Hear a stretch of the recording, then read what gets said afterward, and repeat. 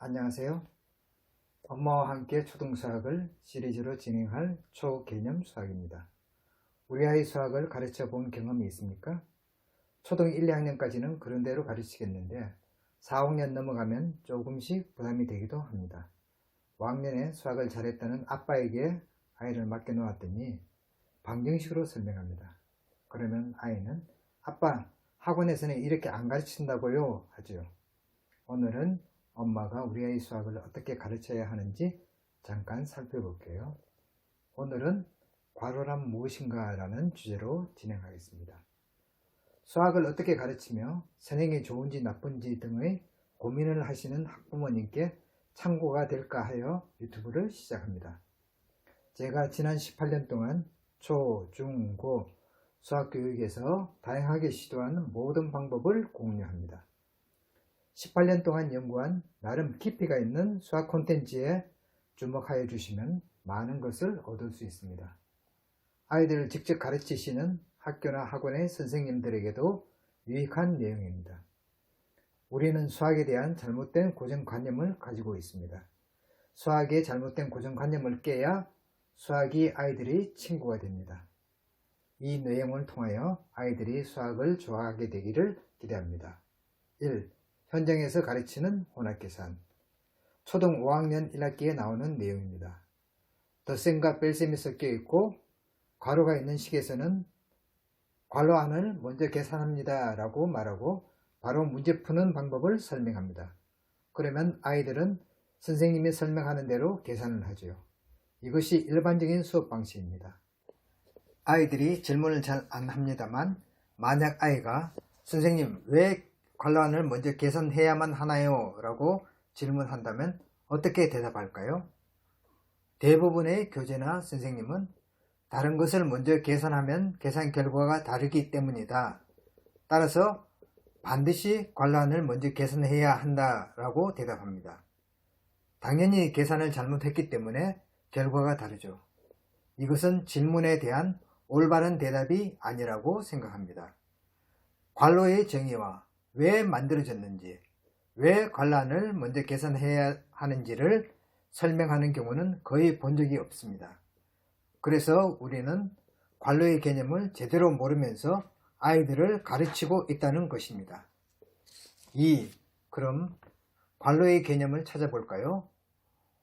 우리가 자주 이용하는 네이버에서는 수식이나 문장 등에서 구별하거나 강조하기 위하여 그 앞뒤에 치는 기호라고 설명합니다. 아이가 내일 친구와 같이 놀 장난감이나 로봇을 따로 상자에 담아두면 내일은 그 상자만 들고 가면 되는 것과 같은 이치입니다. 네이버 수학백과사전에서는 먼저 계산할 부분을 표시하기 위하여 사용되는 기호라고 합니다. 여기에서 항상 Y라는 질문이 필요합니다. 자세히 살펴보아도 왜 먼저 계산해야 하는지에 대한 설명이 전혀 없습니다. 그래서 제가 쉽게 설명할 수 있도록 괄호의 뜻을 개인적으로 정의해 보았습니다. 괄호는 괄호안 전체의 계산 결과를 나타낸다고 개인적으로 정의해 봅니다. 다른 말로는 설명하기 힘듭니다. 3. 괄호의 개념을 알고 구해봅시다. 이 식은 무슨 뜻을 가지고 있을까요? 이것은 63에서 네모 안에 있는 28-7의 계산 결과를 빼시오 라는 의미입니다. 그림에서 보면 63에서 보이지 않는 상자의 계산 결과를 빼라는 것과 같습니다. 그래서 상자를 열어 계산해 보니 35의 결과가 나옵니다. 따라서 63에서 35를 빼면 28이 됩니다. 가장 중요한 것은 계산을 하기 전에 계산 문제의 뜻을 알아야 하는데 아이는 생각하지도 않고 교재나 선생님이 시키는 대로 무조건 문제 풀기 바쁘죠. 이렇게 배운 아이는 어려운 시험한 문제를 보면 바로 별표를 칩니다. 뜻을 모르니 당연히 응용도 어려워하죠. 개념을 제대로 배웠으면 63에서 28-7의 계산 결과를 빼시오 라는 문제이므로 28-7을 먼저 계산해야 합니다 라고 자신있게 이유를 설명할 수 있는 거죠.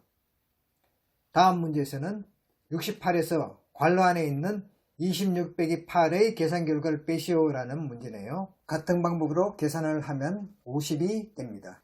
자, 그럼 다음 문제를 풀어봅시다. 자, 식 1과 식 2를 비교해 봅시다.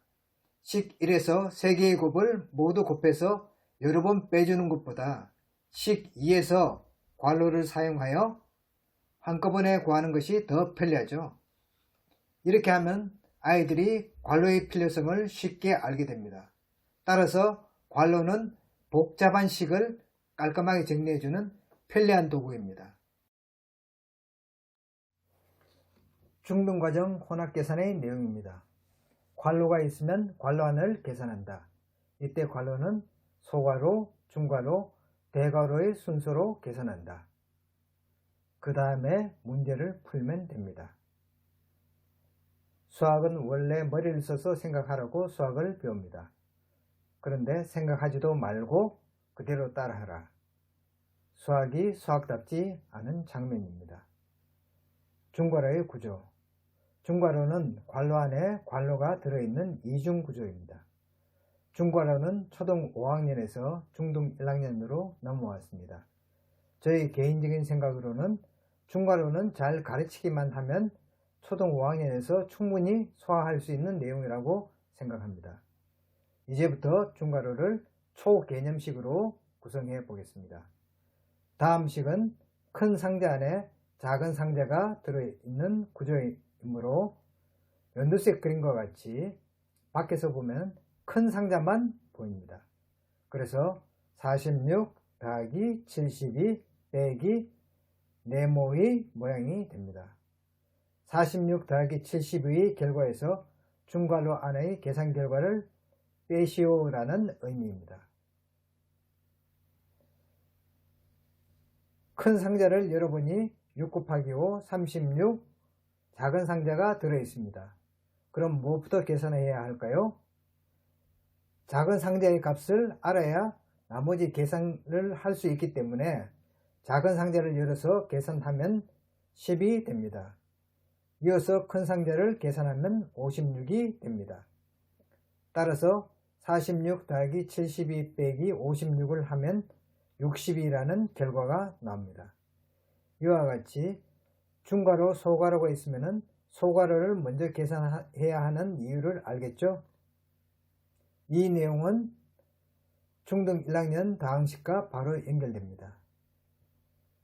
다음 식은 52 빼기 16의 결과에서 중괄호 안의 계산 결과를 빼시오라는 의미입니다. 이제는 빨간색의 소괄호를 왜 먼저 계산해야 하는지 말할 수 있습니다. 순서에 따라 계산하면 27이 됩니다. 결론을 말씀드립니다. 괄호는 계산 결과를 나타내는 상자입니다. 제가 5년 동안 연구하여 한 줄로 적어 보았습니다. 이제 하나만 기억하면 모든 것이 해결됩니다. 다시 한번 말씀드립니다.